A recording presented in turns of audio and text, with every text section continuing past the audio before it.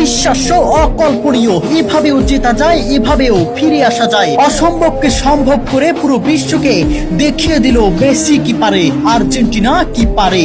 2-0 গোলে পিছিয়ে থেকেও মাত্র 12 মিনিটে 3 গোল করে ম্যাচ জিতলো আর্জেন্টিনা। না, এটা কোনো রূপকথা নয়, না কোনো নাটক। বিশ্বকাপের মঞ্চে দেখা গেল এক অবিশ্বাস্য ম্যাচ। কি হয়েছিল তখন, চলুন দেখে নেই বিস্তারিত রিপোর্টে। ম্যাচের শুরুটা ছিল সম্পূর্ণ মিশরের দখলে। আক্রমণের পর আক্রমণে আর্জেন্টিনার রক্ষণকে চাপে ফেলে তারা। 2 গোলের লিডও তুলে নিয়েছিল মোহাম্মদ সালাহরা। গ্যালারিতে তখন স্তব্ধতা, আর্জেন্টিনার সমর্থকদের চোখে মুখে হতাশা। মনে হচ্ছিল বিশ্ব চ্যাম্পিয়নদের বিশ্বকাপের যাত্রা বুঝি এখানেই শেষ হতে চলেছে। এই বুঝি বিদায় নিতে হলো বিশ্বকাপ থেকে। কিন্তু ফুটবলে শেষ বাঁশি বাজার আগে কিছুই শেষ নয়। আর মাঠে যদি থাকে লিওনেল মেসি, তাহলে অসম্ভব শব্দটির সংজ্ঞাই বদলে যেতে পারে। ম্যাচের শেষ ভাগে হঠাৎ করেই বদলে যায় পুরো দৃশ্যপট।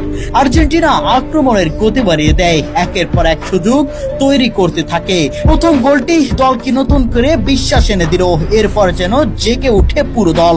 মেসির নেতৃত্বে আর্জেন্টিনা ছাপিয়ে পড়ে সমতায় ফেরার লড়াইয়ে। মাত্র 12 মিনিটের ব্যবধানে আসে 3টি গোল। প্রথমে ব্যবধান কমানো, তারপর সমতায়, আর শেষ মুহূর্তে সেই অবিশ্বাস্য জয় সূচক গোল। মুহূর্তেই আনন্দ ফেটে পড়ে আর্জেন্টিনা সমর্থকরা। অন্যদিকে হতাশায় ভেঙে পড়ে মিশরের ফুটবলাররা, যারা প্রায় জিতে যাওয়া ম্যাচ হাতছাড়া করলো। বিশ্বকাপের ইতিহাসে এমন প্রত্যাবর্তন খুব কমই দেখা যায়। 2-0 ব্যবধানে পিছিয়ে থেকেও শেষ দিকে মাত্র 12 মিনিটে 3 গোল করে জয় ছিনিয়ে নেওয়া নিঃসন্দেহে এই আসরের অন্যতম স্মরণীয় ম্যাচ হিসেবে জায়গা করে নেবে। এই জয়ের মাধ্যমে আর্জেন্টিনা শুধু কোয়ার্টার ফাইনালের টিকিটই নিশ্চিত করেনি, বরং পুরো বিশ্বকে আবারও মনে করে দিয়েছে লড়াই শেষ না হওয়া পর্যন্ত আর্জেন্টিনাকে কখনোই শেষ ধরে নেওয়া যায় না। আর মেসি, তিনি আবারও প্রমাণ করলেন